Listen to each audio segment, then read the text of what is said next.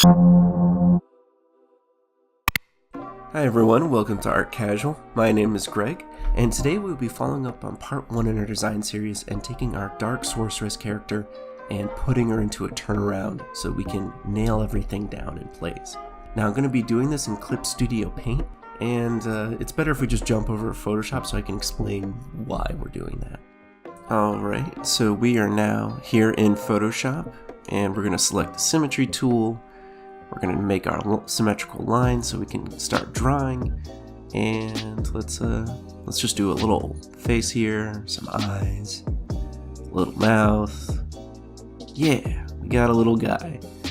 Now let's switch over to one of our other tools, and see, this is the problem with Photoshop's symmetry tool, is that it is the brush symmetry tool, which inherently means that it only applies to the brush tool.